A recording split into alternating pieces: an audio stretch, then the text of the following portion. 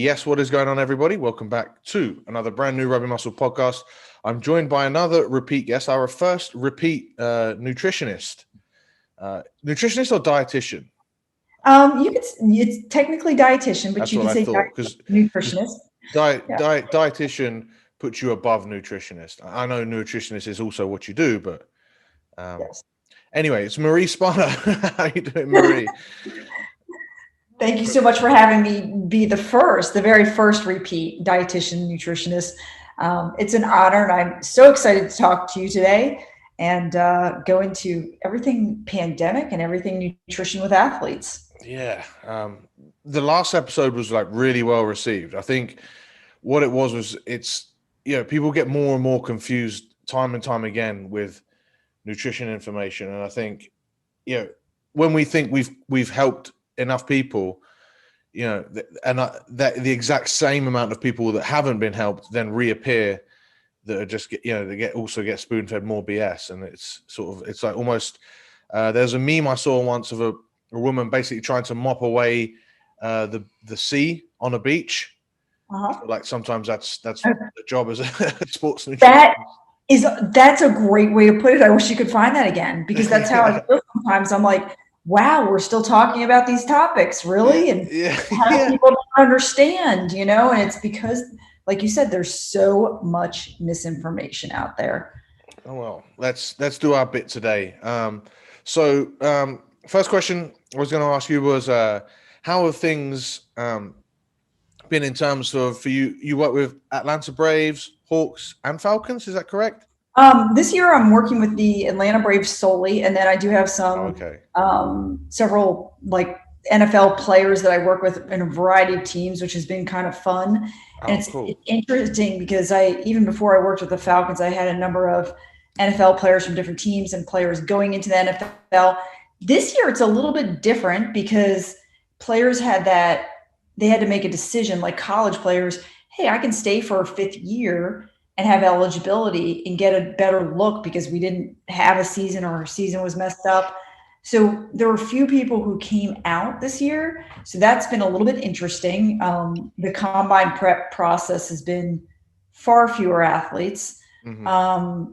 But the interesting thing about some of the off-season athletes is that, in the general population, I see that many people, like, they overate, they went into these bad habits. There are some people that decided, okay, I'm going to hike, I'm going to work out at home. But what I've seen a lot with athletes is actually it's almost the opposite. Like, they've taken this time and gone, hey, I can take a step back and I actually have time to focus on all of these things that I need to do to make sure that I'm well prepared, that I can't focus on 100% during the season.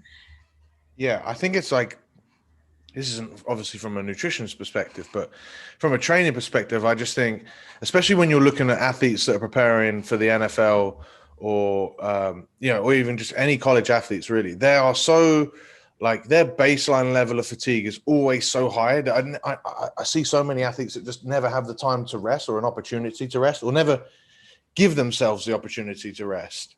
And so when you're forced into it, now we're seeing a lot of training numbers that actually go really high up, because that fatigue has finally been removed and they're allowed to, break things down into a simpler way.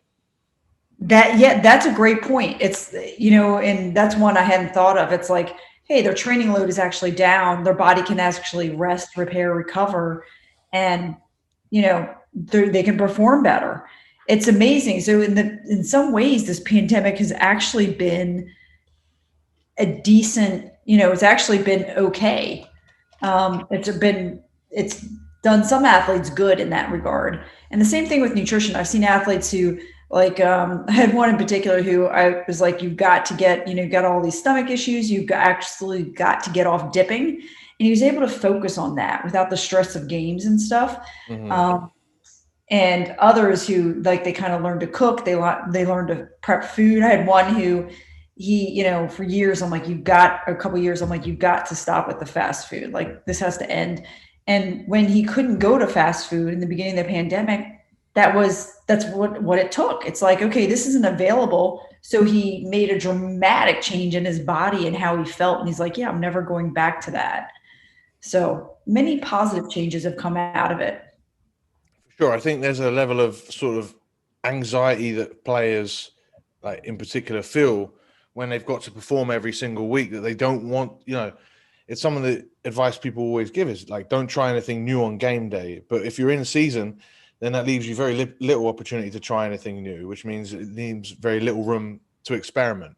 And then by which time you never have really time to think what can be a lot better, because so many things can be a lot better. So many. And like you said, during the season, you don't have the time, you don't have the mind space to be able to get those changes done. Yeah. I know of one guy that I sent to preseason. Actually, it was, I think we've had like 3 pandemics at this point, or 3 waves. I think I sent him after the first or second wave. He went to preseason and everyone gave him compliments on how well he looked. And there was another guy in the exact same position that had been experimenting cooking at home, but because he'd been experimenting because he'd discovered a deep fat fryer. So I think for every good one athlete there is that's like learned these amazing habits, which are massively important. I think there are some that have, like you say, like a lot of the general population as well, have found it hard being stuck at home with a lot of these snacks and things that are at home. Yes. Have any of your athletes found that to be a challenge? What's weird is I have not found any specifically. The biggest challenge they've expressed to me is boredom, a lot of boredom. I do have one football player who he got into the Uber Eats habit. And so we had to take a step back and go, okay, we got to get away from Uber Eats. Let's plan your meals and actually engage with a chef who I can give portions to, et cetera. So you can lose that extra weight finally, which probably impacted the injury that he has. But yeah, I think some snacking here and there. The deep fat fryer, though, that's kind of interesting. Of all the devices out there, like you can get an air fryer, you can get an Instapot, you can get a Ninja, and he goes with a deep fat fryer. That's funny. The air fryer is a game changer for a lot of people. I'm still yet to get into one because it's so bloody cumbersome. It's cumbersome, and I tried one and I was not that impressed. But I don't love fried food, so. But there are some people that they just swear by it. It's like you said, it's a game changer for them. So you think overall, nutritionally wise, the pandemic has sort of help your athletes sort of reestablish what's important? It's helped them. They've gotten a break where I think the American, like the general public, has gone, oh my gosh, what do I do? What do I do with this time? Let me snack, let me eat all the time and stuff. For athletes, it's like, oh, I can breathe. And then after a while they were bored, but it seems like many just refocused and they were able to, recharge and, basically hone in on some of these things that they know they needed to do.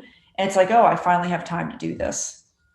And have there been any other sort of considerations for, athletes that are in season or have had sort of a sporadic season with the pandemic or anything like that you've had to sort of negotiate? I haven't had any that have had really a sporadic season. Like I guess that's mainly like the college guys or something. Yeah. But I do think we had to ramp up pretty quickly for certain sports. And so that was a little bit like, okay, everything stopped. And then, all of a sudden we're starting. And, more so on the training end, I think, the athletes had to kind of go into things and be evaluated so they didn't increase training load too fast, more so on that end. Yeah. I guess that's leads us perfectly into the next question I had for you, which is about because we've got a lot of athletes that are listening to this now that will have just been coming out the other side of the pandemic and hopefully, getting back into team sport. Rugby, obviously, in particular, is going to be high contact situations as well. I know the governing body they've been trying to sort of slowly walk people into contact, but a lot of clubs have just said, look, we've not played anything for over a year now. Don't tell us what to do anymore. We want to do some contact. So a lot of clubs are just doing, like, they're going straight, maybe not week one, but they are going, maybe it's like sort of semi-contact, but they are going, as you say, they've ramped up really quickly. So what are some, I guess, dietary considerations that these sort of athletes should be making? I think a big one is that they've got to ramp their calories and protein up. with training. So if they've kind of been, training somewhat, but they don't have that same training load, it's time to really, kind of time your meals around your training and make sure you're eating enough, make sure you're eating enough protein, and then make sure, of course, that you're resting enough.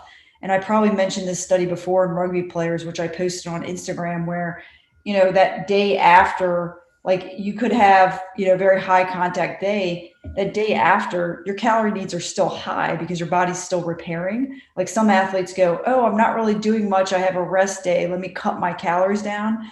Well, you can potentially cut them too much and then you don't recover enough by the following day. So it's really kind of trying to, depending on if the athlete can and is willing to do it, strategize how much you're eating and when you're eating.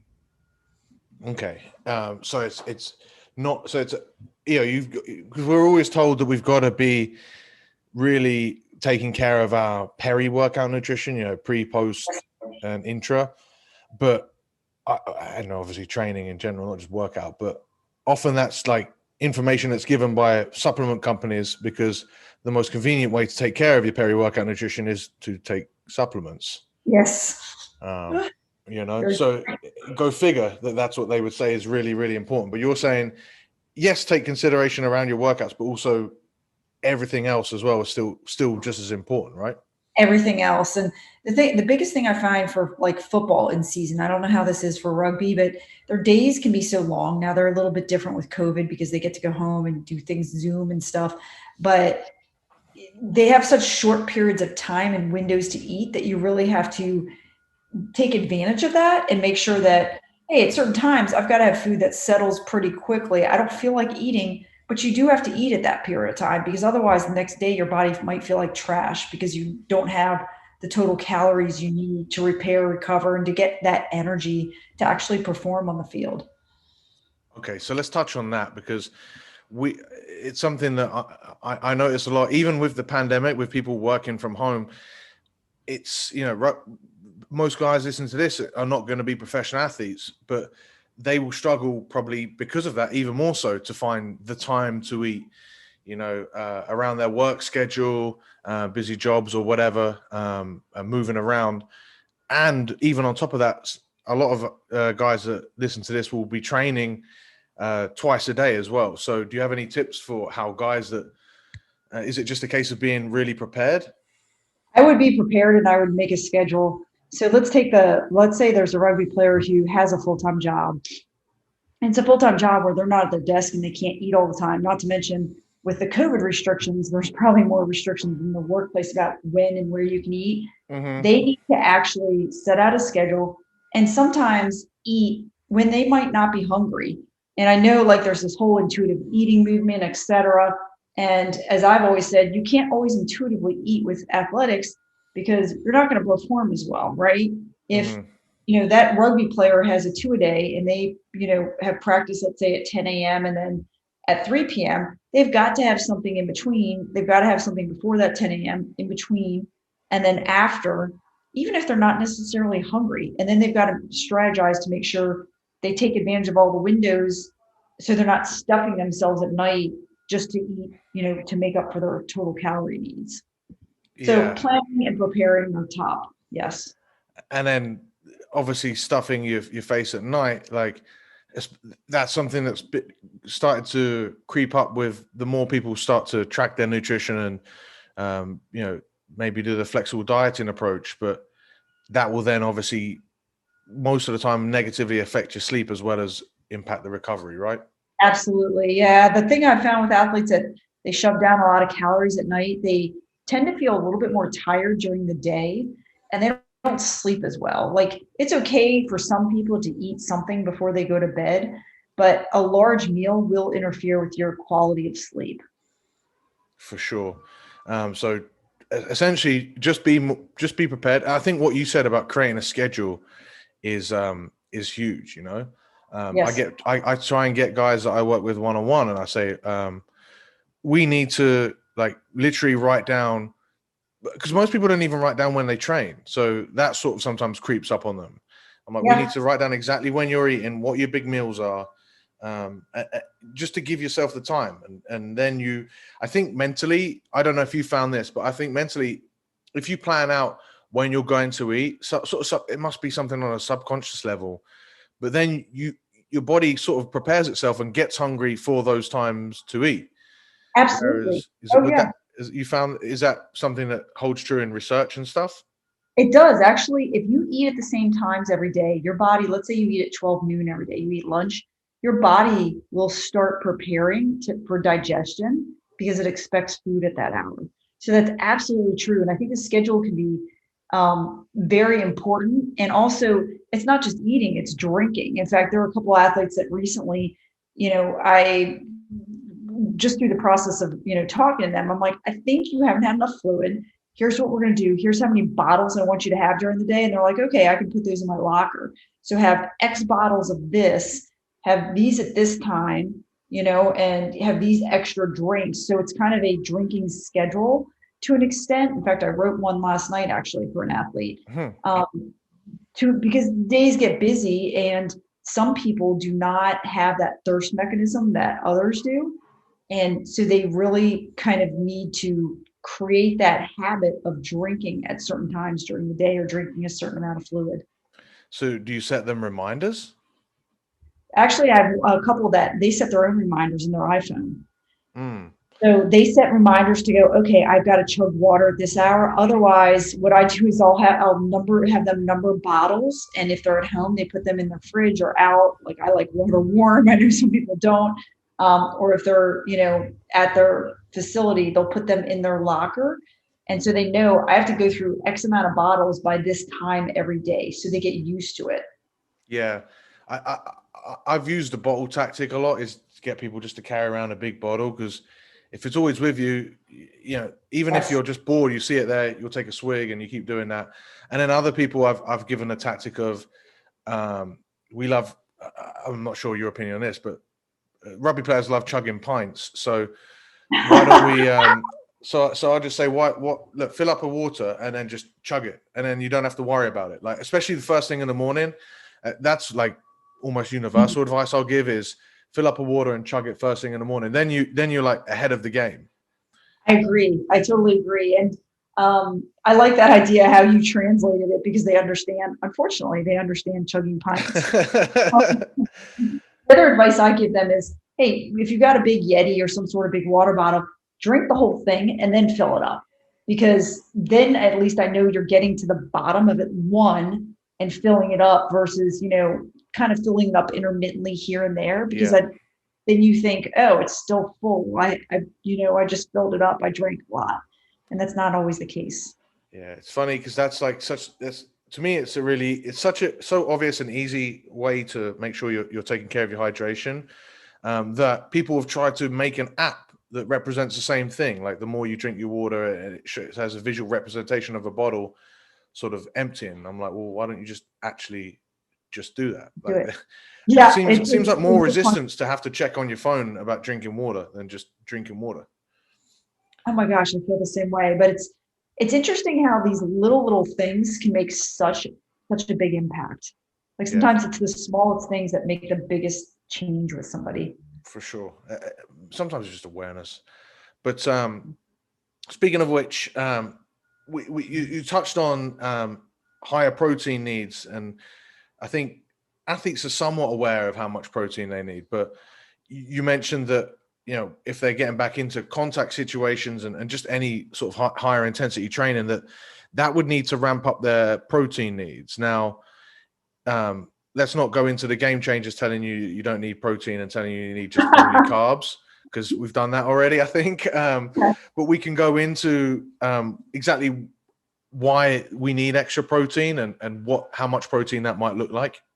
Sure. So we need protein. We need what we need is the building blocks of protein, the amino acids. I like to think of it as beads on a necklace, like the beads being amino acids and then the necklace being the protein.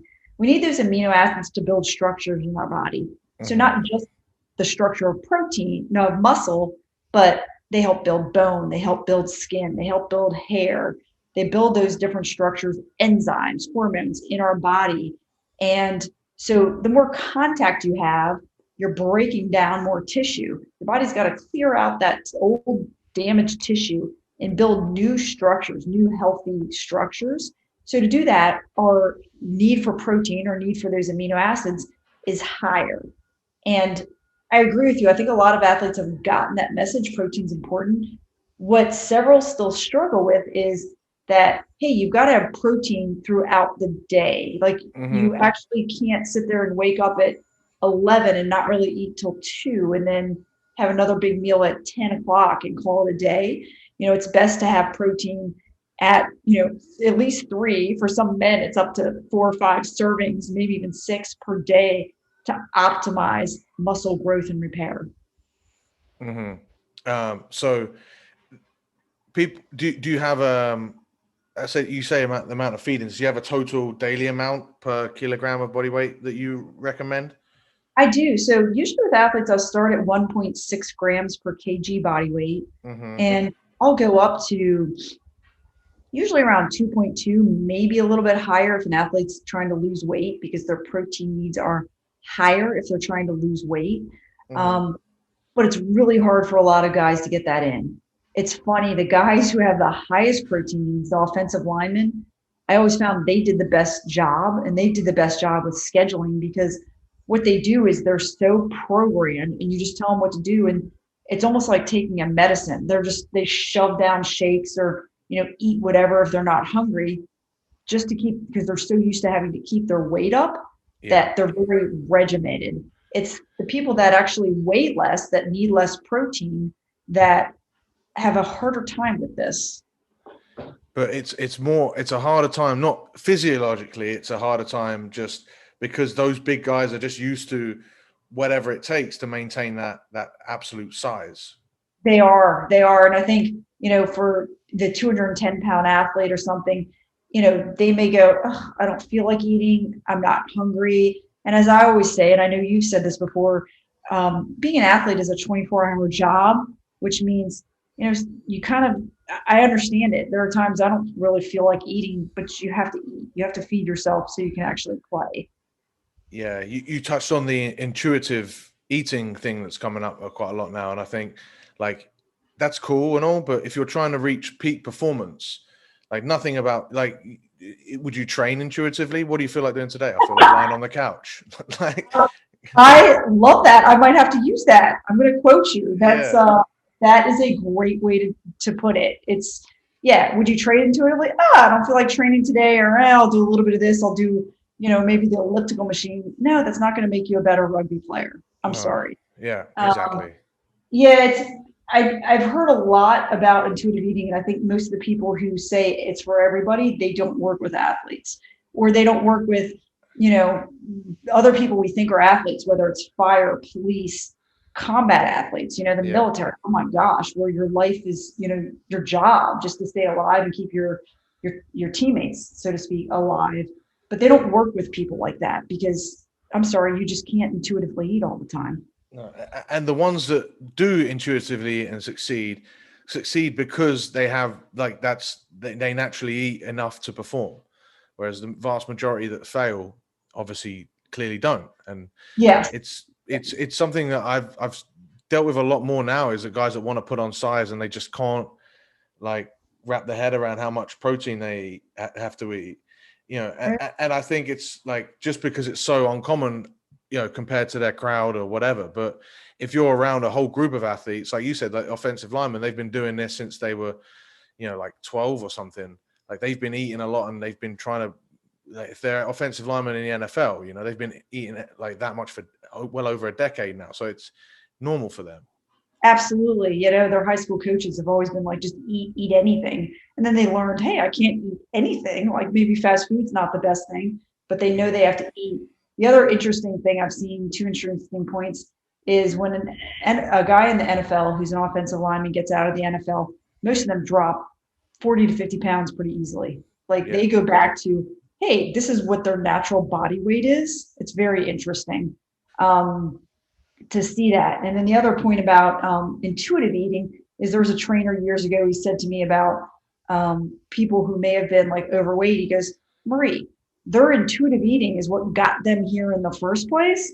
So no, we have to like teach them what hunger is. Yep. Because their version of intuitive eating is not intuitive eating. So I like that point because I'm like, yeah, you're right. Like, how does that work? You almost have to take them back to those basics and go, no, you don't need to eat at this hour. That's not hunger, Yeah, and I think I understand the intuitive eating movement because it's mostly coined by people who have spent some time using MyFitnessPal, tracking their diet, and they're just a little bit like over the neurotic nature that sometimes it needs. Oh, yeah. But then even then, like if I eat intuitively, that just that I'm not really eating intuitively. I'm still doing the same thing. I'm just not logging it on MyFitnessPal, but I'm still eating meals thinking, okay, that's about 40 grams of protein. That's probably 60 grams. Like I know what I'm eating, like because I've done like nearly a decade now of logging my diet. So I know what I'm doing. Wow. You've done that for a decade straight?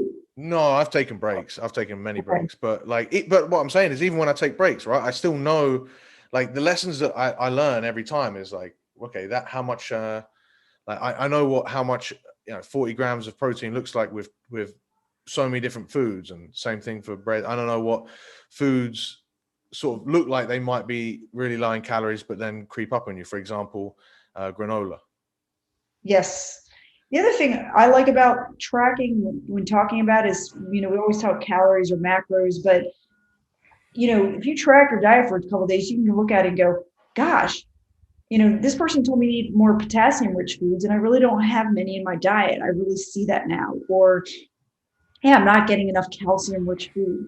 So it with the right, kind of education or training, we can train people that here are some of the foods you need for whatever reason. I mean, I have athletes that have high blood pressure, so I've said, hey, focus on these foods. If they track for a couple of days, they can look and go, I need to do a better job of this. So it's not just looking at calories and macronutrients, but it's looking at those micronutrients as well. For sure. So you're a big fan of getting your athletes to track? You know what? I would like some to, and sometimes I do have them track for a couple of days. Many do not. It really depends on the person. Some people absolutely will not do it, or they won't remember. But as I always say, it doesn't need to be anything formal. Just go in the notes section of your phone, write down what you eat, and we can go over it. And that's a lot easier for many of the ones I work with versus the MyFitnessPal or Fat Secret or any of those. They're not going to go to another app, but they might do that, or they might take a picture and send it to me. Yeah, because I've tried the notes and I've tried just getting people to write it down, but I've often found that even then people just forget. So sometimes I like the fact that MyFitnessPal is a little bit awkward because it brings it all, as you say, like a lot of, the beauty of tracking isn't that all these numbers have to be perfect and that teaches you to be perfect. The beauty is that the awareness that it teaches you from, like knowing what your current intake is and what you need. Yes. And like you said, it's not for everybody. I mean, there's research out there to show that for certain people, logging in MyFitnessPal brings about more disordered eating habits. But that's where, when talking with somebody, we can sit there and go through and distinguish, is this right for them, or is this not a good approach for them, based on their past history? Have you ever had anyone that you really feel like you need to get to track their food and has just given you so much resistance that you might have broken through, or that you've had to use a different approach? No, I always go with a different approach. If they're anti tracking, I do think athletes in general are more aware, and male athletes will tend to tell you what they eat. They're not so, we always talk about in research how people don't track accurately and they don't tell you accurately what they eat. You get somebody who's quite overweight and they're like, oh, I only eat 1,200 calories a day, for instance. But I feel like male athletes, they'll sit there and tell you, hey, Maria, I had 8 beers last night. Hey, I had, I didn't just eat a pack of gummy bears. I ate the big pack of gummy bears, like the big one. Yeah. Like, they'll tell you those things. They're not ashamed, which I just love. It makes it easier to work with them, because then you have something to work with versus somebody who's hiding what they eat. Right, and a disconnect with the guys that know what they're eating and are telling you isn't that they're lying to themselves about how much they're eating. They just don't really know what the problem is with or how much that food is in like a caloric value or a or if they nutrient just value. don't know how to stop it. Sometimes it's, hey, I feel like I need all this. Why? And like I had this conversation the other day with someone, and I said, what you need to do is you need to eat more calories earlier in the day. Your metabolism is pretty fast. Let me tell you why you're craving sugar. It's probably part habit. You're used to it. You like sugar. But it's also, you're not eating enough during the day. So the quickest way to get your body fueled and get it energy, if you're craving something, is through sugary foods. Yeah.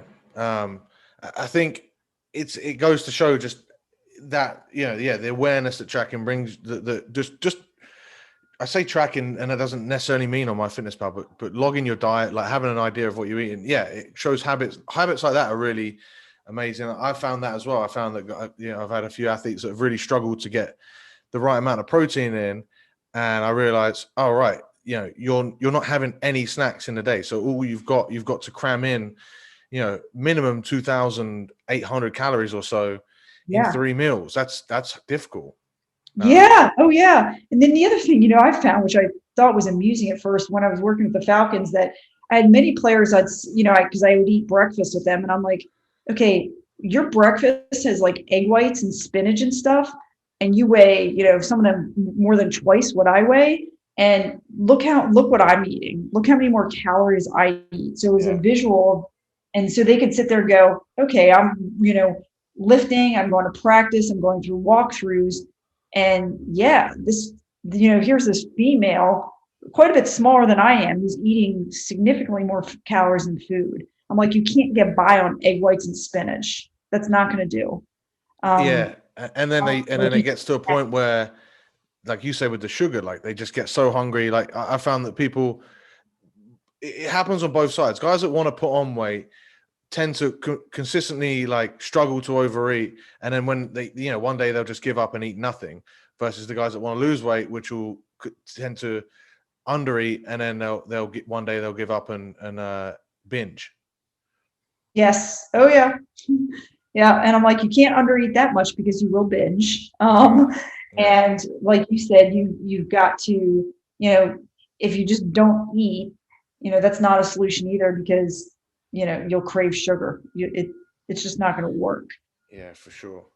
So on that note of tracking, I think something else that gets like neurotic with sports nutrition in particular is how people sort of they call it carb cycling, but really it's calorie cycling, because they have more calories. They're mostly, it comes from carbs. Sometimes it's fat, but they're not. And I've seen some people do this. I've seen some people where so let's tackle this one first. People that they do carb cycling, and they literally do carb cycling. So if on a couple of days, like maybe non-training days, they lower their carbohydrate amount, but they compensate for it with fat. Is there any positive use for that sort of way of approaching nutrition? No, that's strange. I that's I don't understand that. That's odd. The only use case I could see for it is if potentially someone, and I've never done it. I'm just trying to understand what people might think, because I always think there must be some use for something, and maybe it's when people like completely have to undereat fats some days where and this must be like professional bodybuilders or whatever that are on like trying to get to sub 5% body fat. Maybe this is this scenario where they have to push their fat so low that it gets to an unhealthy amount that they have to recompensate on those off days. That's the only scenario where I could see that. It's funny. That's the only scenario I can think of it also, because there are times like I'm sitting there creating a diet and I'm like, oh, I've got to get them at least 20% fat. And I don't like getting them only 20%, but let's do this for a short period because they've got to lose weight quickly, whoever it is, but they've got to have their carbohydrate. So I agree with you. I think most athletes are not that dialed in unless they are, the most dialed in being MMA fighters and endurance athletes, but many athletes are not quite that dialed in. So it's funny whenever we talk to you about, nutrition periodization or, carb cycling or any of these topics, sometimes I want to say to researchers, you realize that, an athlete who needs 6,000 calories a day is not going to count every gram of carbohydrate and fat. Like you do realize that, like that's extremely rare. But we can teach them what to eat and generally, the amounts so they come close to their macro needs. Yeah. And I found that and especially with micronutrients, right? It's like you can rotate, like you're okay with depriving yourself for, with the really low calories. Like you can potentially not overthink having to get in every single micronutrient for a couple periods where you've got that, when you've periodized your nutrition so that you've allowed yourself the room to go that low, but then you can, for example, vitamin D, you can store that for, I think it's like months at a time, if that's Oh, you can correct. store vitamin D for a long period of time. Yeah, just like vitamin B12, you can store that for about 5 years. So, yeah, there's some, nutrients we don't need. Like you said, you can go a little bit low, and then you can kind of make up for it. And then there's some that we pretty much need daily. Yeah. Hi guys, I just wanted to jump in here to tell you that if you're enjoying this podcast and you want to become a better athlete, then you can go ahead and visit rugby-muscle.com and pick up any of our free goodies. That is the 50 free rugby conditioning sessions, the physique nutrition crash course video series, the supplement guide, and newly added is a macro calculator. Yes, that's right, a macro calculator where you will be able to work out your protein, carbs, fat, and calories that you should be eating on a daily basis to give you a guide as to where to start your diet from. This will help in conjunction with your 50 free conditioning sessions to build you out a decent little plan that will enable you to take control of your training and use effective training and nutrition to become a better athlete. All of that stuff and more can be found at rugby-muscle.com or rugby-muscle.com/macros for the macro breakdown. And then the ones that we store and just in general, like I feel like that's why it's quite nice to do a bit of dietary periodization, is because it just allows you time to really focus. Because and this is really what I wanted to touch on, is the awkwardness sometimes of having to change your caloric needs and carbohydrate needs on training days versus non-training days. And you've already touched on that on the days that we don't train, or the day, especially the day after a game. Like just because you're not moving it doesn't mean that your caloric needs like drastically drop. No, your body's still repairing, especially in a sport like rugby, which is you got that contact sport. It's not, it's not baseball. It's not basketball where there's might be a little bit of contact, but that contact alone from the research suggests that, hey, we've got more repairing to do. So our calorie needs are not, it's not that baseline level plus a little bit because we're sitting on the couch all day. Yeah, I actually do that. Like my protein recommendations, we spoke about a little bit earlier, like mine are quite high for that reason, probably similar to yours, because the athletes I deal with are they're collisions, but they're also ones that want to build some muscle. So like you're at the top end of how much protein you need, and then also on top of that, like I'm the sort of person, particularly when it comes to protein, I feel like, well, it depends on the athlete, but you can go really high if you're someone that has a lot of collisions, that trains hard, and also just doesn't want to leave any stone unturned. Maybe you're eating a little bit of unnecessary protein, but you would be a sort of person that would rather eat just a little bit extra than needed than risk not eating enough. I absolutely agree. And cool. As long as you're getting your carbohydrate and fat in, there's no harm to extra protein. You might be wasting some, but even when you talk to researchers who study protein, they'll say you're always going to have to waste a little bit for us to detect that you've had enough in these studies. So yeah, you might be wasting a little bit. You might be a little bit. The only scenario where that excess protein, I've had to manipulate it downward, is because it does, keep you full for a longer period of time. So athletes that, need to gain weight fast. They're usually football players. There are times that I'll cut their protein. Like initially I'll ramp it up because I want them to gain more lean mass than anything, but then I have to cut it back because they just can't get the calories in. It makes it really hard. And so their weight loss, their weight gain stalls. And then I cut it back a little, add more carbs and fat, and they continue to progress. Nice. Yeah, that absolutely makes sense. And so I guess I want to circle back to the question about the caloric needs on training days versus non-training days. As we say, like they're still high on your non-training days, but do do you ever recommend any sort of calorie cycling within a week, or carb cycling within a week, or is that something that you take into account over like a much bigger picture? I Time frame? do. I do. And oftentimes, it depends on the athlete, depends on the sport, et cetera. Depends on what they're willing to do. Like that's the Yeah. big thing, as we both know, it's what are they willing to do? But often it's not so, regimented, where it's like everything, they're in MyFitnessPal and okay, I can't have this, I can have this. But instead it's, hey, on the days that you do 2-a-days, I want you to have an extra shake here and a snack here. So it's very easy for them to implement, and here's about what those should look like. So that's very conceptually easy for them to integrate into their plan. And that's my carb or calorie cycling for them. Yeah. What you said about it, how it depends on the person. So is that just down to their training, or is there a personality type as well that you'll base that decision on? Oh, personality type. I mean, training would be great, but it's, as I always say, or I like to think of it, there's a spectrum of athletes. Like at that top end, we've got the MMA guys and the endurance athletes. I mean, I've had endurance athletes that bring me spreadsheets, like they're engineers or, accountants with these spreadsheets of what they're eating and then micronutrients sometimes in them. I mean, it's incredible. And then on the other end, it's, hey, let me just get this player to eat 3 times a day. Let's just start there. So there's a spectrum of willingness to change and to improve. And as practitioners, I feel like we have to work with people, and I would probably put rugby on that top end of the spectrum. You know better than I. I've only worked with some female rugby players, and females are totally different than male athletes to work with. But I think it depends on the person's personality, what they're willing to do. Yeah. It's what they're willing to do, and it's also, I think, what they've done. For me, it's what they've done in the past. So if you've got someone that has no history of being able to control their nutrition, then simply like you need to build those habits, and building those habits or changing what those habits are on a Tuesday, Thursday, Saturday versus what they are on a Monday, Wednesday. Like that just makes the process so much more complicated. And Absolutely. Then even then, when you think about like, how long is this change happening?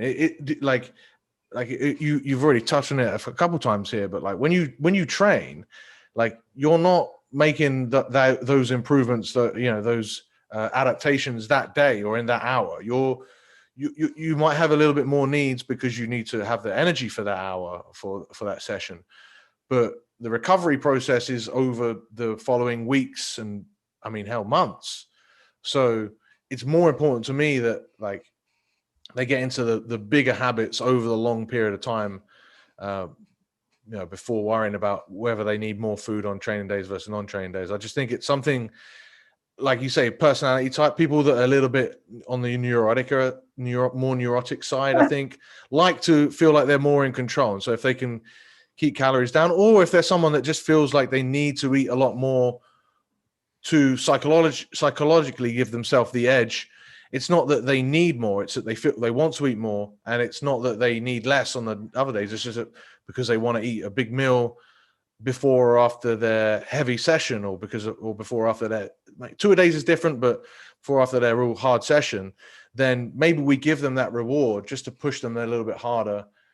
And then we also, because of that, take away from the non-training days. But I just think sometimes that makes for a little bit more overthinking than is really necessary. I agree. You made 3 really important points. One being, hey, this isn't the most important thing. Like, let's make sure all these other things are in place. Let's make sure you have a healthy diet. You're eating X amount of times per day. You're meeting your protein needs. You're meeting your micronutrient needs. Let's do all these things. If you really want to, we can, calorie cycle after that. But that's the, the cherry on the top. Let's do everything else that's most important first. And then the other 2 important points that you made were that, some people need it psychologically. Like you have some athletes, and I've had the same thing, where they're a little like psychologically, they feel better if, their ducks are in a row, they do certain things. And I've even done this with athletes with supplements. If they really feel they need something for a specific reason and they don't really need it, sometimes I'll give them something that's not going to hurt, might help, or probably won't do much, but I'll give them something psychologically so they feel better about it and they feel relaxed about it. And so, like you said, that's another reason to do it. And then there's a third reason similar to that you brought up, if I can remember, but basically that, again, those overall concepts, it's not the most important thing. If you really need to do it, okay, we'll give it to you, but learn all these other habits first. Yeah, I think it's one of those forest through the trees thing. It's the same sort of idea as it's the peri-workout nutrition, but instead of changing the like before and during after the workout, we're now changing it to a day and a non-training day. It's just it's kind of important, but it's not the most necessary. Okay, before we wrap it up, I sent you the email before with these questions, and so one of the questions is I like this especially for nutritionists because it's or dietitians, because this is the area, like I think definitely more so than training, like everyone has an opinion on what the perfect diet is, or a new hack for diets, or how everyone, and even the most uninformed of people, maybe it's just because it's something that we all do, we all eat. I don't know, but are there any sort of new or re-emerging stupid diet industry nonsense that I'm going to give you an opportunity to vent about? I love what you said. There is no one perfect diet.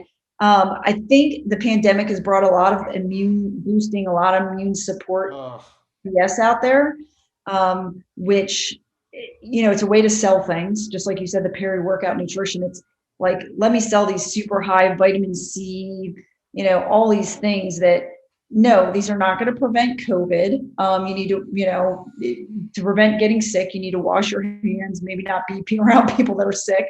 Mm-hmm. So that's become a huge industry. And then, the other thing I see, which is it's progressing way, way faster than the science, is CBD. And I'm not against CBD, but the science is not there.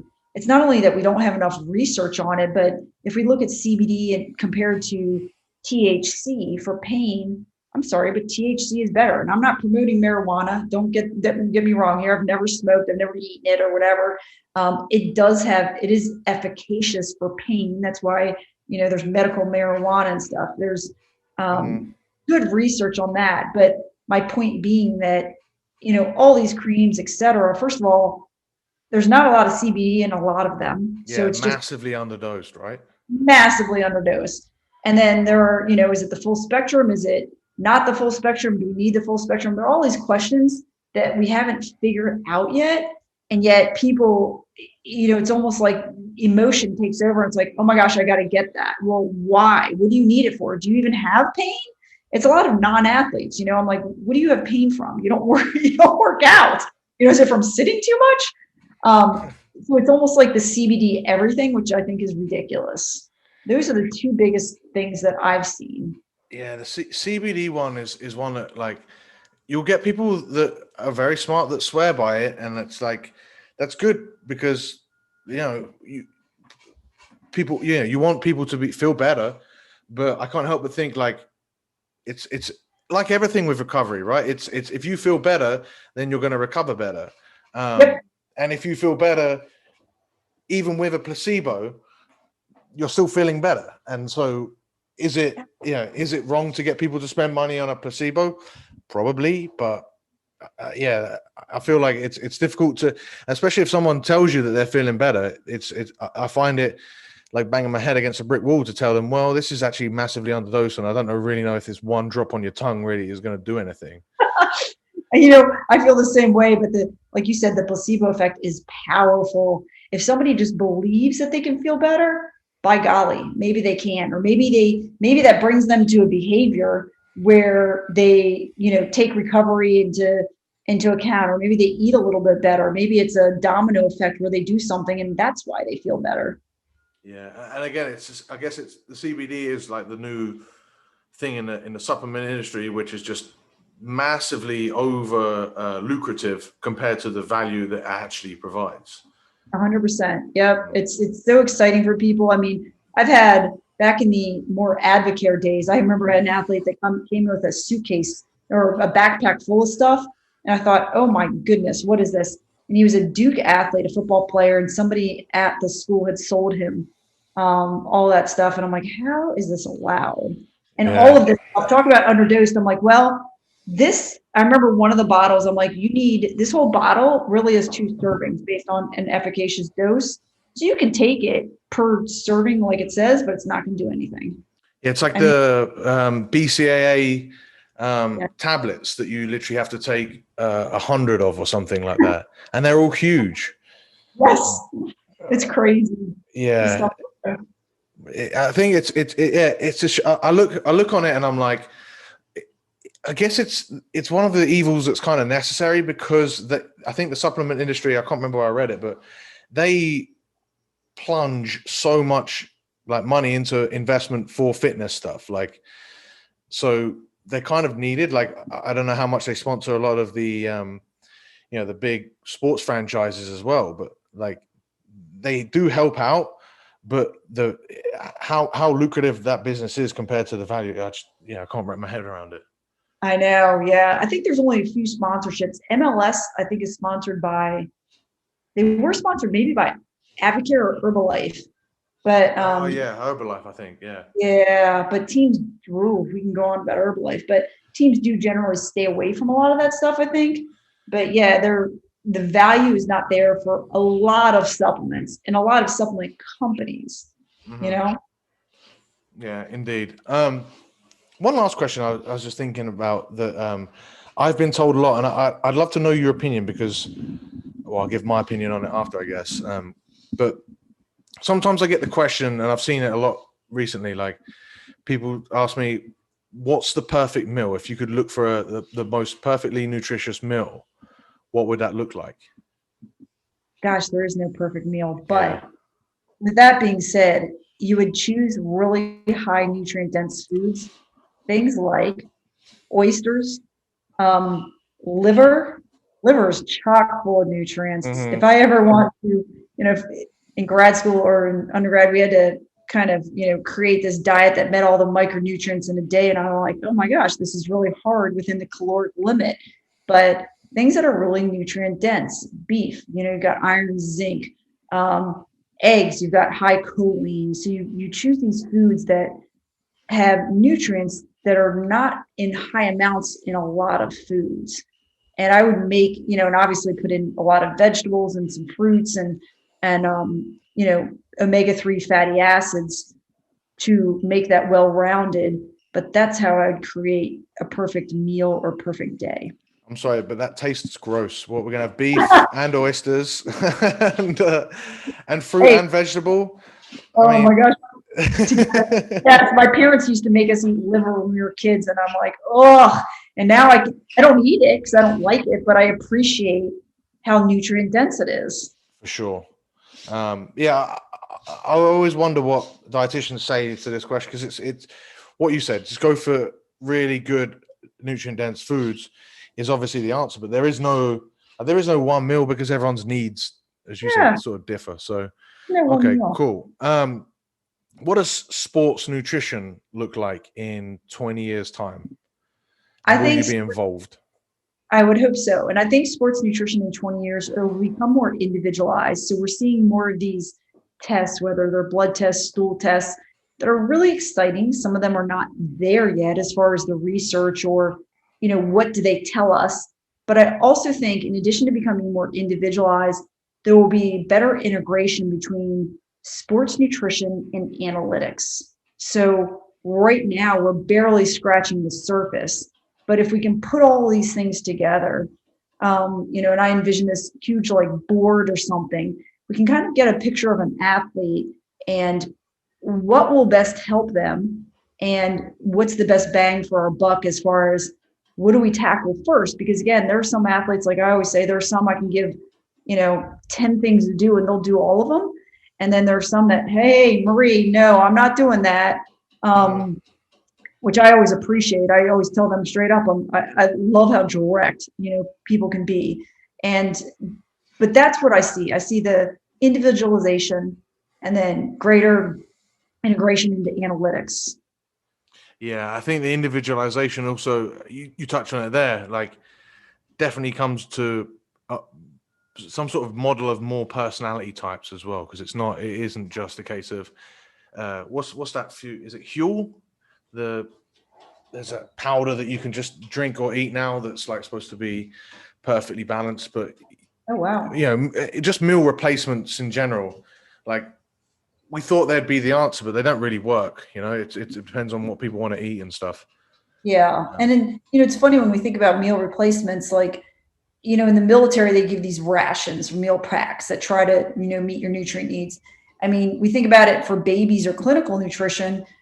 People can sustain their life and get all their nutrients from a clinical nutrition basically formula. So we could possibly do that, but bring into the sick patient, that's what they're doing in a hospital bed or a nursing home. But with people, there are those factors. What are they willing to do? What do they want to cook? Finances. There are all these different factors that you and I have to take into account when we're working with somebody, because it's not just, hey, here's the research translated. It's, good gosh, how do I fit this into this complex situation that's a person, and then also the training team and coaching. We've got to fit that in the best we can, while taking everything into account, the whole picture. 100%. Okay, what's one song everyone needs on their gym playlist?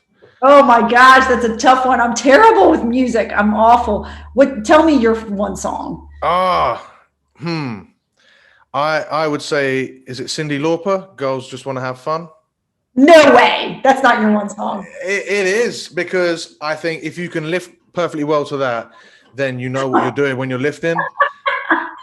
Like I've had a few people recommend Silence, and I think I think I might have stolen that one from a friend Kia as well. But like I always think or classical music, like if you can just listen to no music, like you shouldn't, like if you have to listen to Eminem Lose Yourself to get yourself prepared to lift, like you're not prepared to lift. I'm sorry. I'm glad you said that, because people are always astonished that I don't lift to any music.